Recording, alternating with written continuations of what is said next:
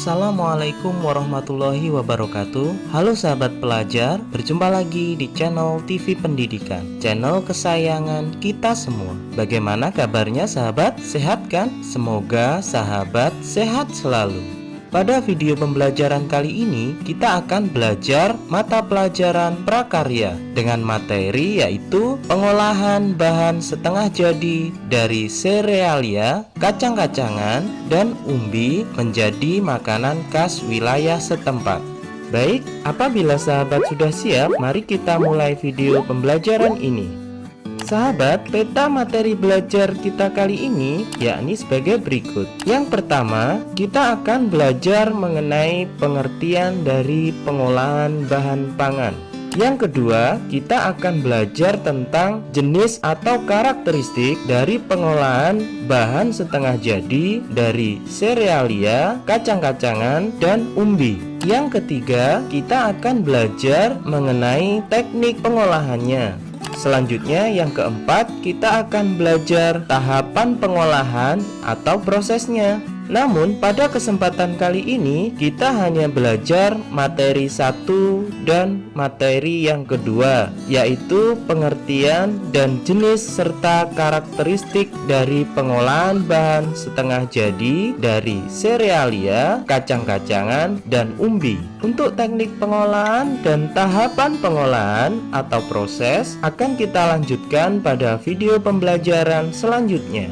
Baik, kita lanjutkan untuk materi yang pertama, yaitu pengertian dari pengolahan bahan pangan. Sahabat pelajar, ada yang sudah paham mengenai pengolahan bahan pangan? Ya, betul sekali. Pengertian dari pengolahan bahan pangan adalah suatu kegiatan mengubah bahan mentah menjadi bahan makanan siap dikonsumsi atau menjadi bahan setengah jadi dengan tujuan untuk meningkatkan kualitas dan memperpanjang masa simpan bahan pangan. Nah, itu tadi sahabat. Sekarang kita sudah mengerti mengenai pengolahan bahan pangan.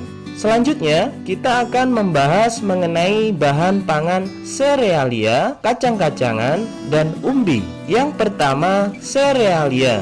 Serealia adalah jenis tumbuhan, golongan tanaman padi-padian, rumput-rumputan, atau gramineae yang dibudidayakan untuk menghasilkan bulir-bulir berisi biji-bijian sebagai sumber karbohidrat atau pati.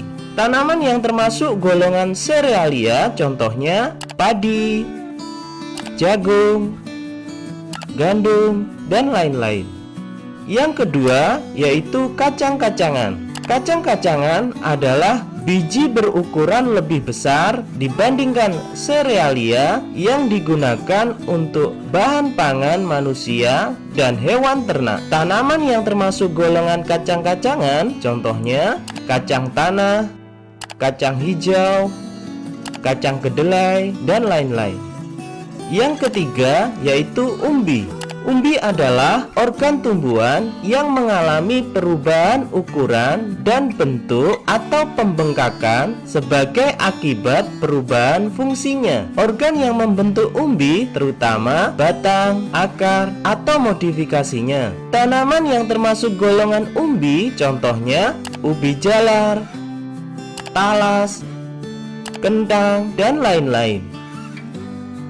Berikut ini akan diuraikan jenis makanan khas Indonesia yang dihasilkan dari penggunaan bahan baku olahan bahan pangan setengah jadi dari serealia, kacang-kacangan, dan umbi dengan bentuk potongan pipih tebal atau tipis, butiran besar, dan butiran halus. Yang pertama, olahan pangan setengah jadi dengan bentuk pipih, tebal, atau tipis. Contoh olahan pangan setengah jadi bentuk pipih tebal atau tipis dari serealia, kacang-kacangan, dan umbi yaitu kerupuk gendar. Kerupuk ini terbuat dari adonan nasi yang diberi bumbu rempah, penambah rasa, dan kadang juga ditambahkan pleng. Rengginang. Rengginang terbuat dari beras ketan dibentuk bulat yang dikeringkan dengan cara dijemur di bawah sinar matahari lalu digoreng. Kerupuk tete. Kerupuk ini terbuat dari singkong. Tete dari bahasa Madura yang berarti ditumbuk. Sama halnya proses pembuatannya, kerupuk ini dibuat dengan cara ditumbuk sampai pipih menggunakan batu. Selanjutnya adalah keripik tempe. Sesuai dengan namanya, kerupuk ini terbuat dari tempe yang dicampur dengan adonan tepung kanji, kemudian digoreng. Yang kedua, olahan pangan setengah jadi dengan bentuk butiran besar. Contoh olahan pangan setengah jadi bentuk butiran besar dari serealia, kacang-kacangan, dan umbi, yaitu jagung grontol. Jagung grontol merupakan camilan yang dibuat dengan cara mengukus jagung hingga jagung matang dan merekah. Kemudian kita campur jagung yang sudah matang tadi dengan kelapa parut dan sedikit garam. Nasi jagung. Nasi jagung merupakan makanan khas Indonesia yang terbuat dari jagung sebagai bahan dasarnya. Nasi jagung memiliki nilai gizi yang lebih tinggi jika dibandingkan dengan nasi beras. Kacang kedelai goreng. Selain diolah menjadi tahu, tempe, dan kecap, kacang kedelai dapat dijadikan camilan renyah, yaitu kacang kedelai goreng. Kacang kedelai merupakan sumber utama protein nabati dan minyak nabati yang bermanfaat bagi kesehatan. Biskuit. Biskuit merupakan produk jajanan renyah yang dibuat dengan cara dipanggang. Biskuit yang dibuat dari gandum memiliki bermacam jenis kandungan yang bisa meningkatkan kesehatan. Yang ketiga, olahan pangan setengah jadi dengan bentuk butiran halus. Contoh olahan pangan setengah jadi dengan bentuk butiran halus dari serealia, kacang-kacangan, dan umbi, yaitu kue ade atau bingkang singkong. Kue ade merupakan produk dari bahan singkong dan ada juga yang berbahan dari tepung terigu. Pembuatan kue ade yakni dengan cara dipanggang. Udang goreng tepung. Tepung terigu atau tepung beras digunakan untuk campuran produk udang goreng tepung. Cai kue. Cai kue merupakan hidangan Tionghoa. Bentuknya seperti pastel atau kroket. Kulit cai kue yang tipis terbuat dari tepung beras. Proses pembuatan cai kue adalah dengan cara dikukus. Bakpia. Bakpia merupakan makanan yang terbuat dari campuran kacang hijau dengan gula yang dibungkus dengan tepung lalu dipanggang.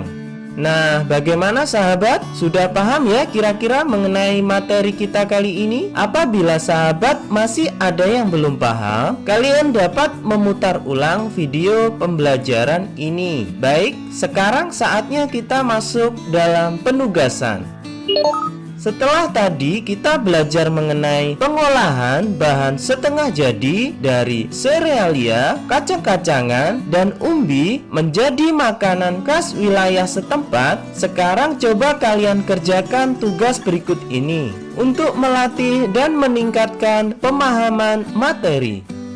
Baik, kita akhiri ya video pembelajaran kita kali ini. Apabila di antara sahabat ada yang belum jelas atau belum paham, silahkan bisa bertanya pada kolom komentar di bawah ini. Nanti akan kita jawab. Terima kasih sudah belajar bersama channel TV Pendidikan. Semoga video pembelajaran ini bermanfaat dan dapat menambah ilmu pengetahuan kita semua. Wassalamualaikum warahmatullahi wabarakatuh.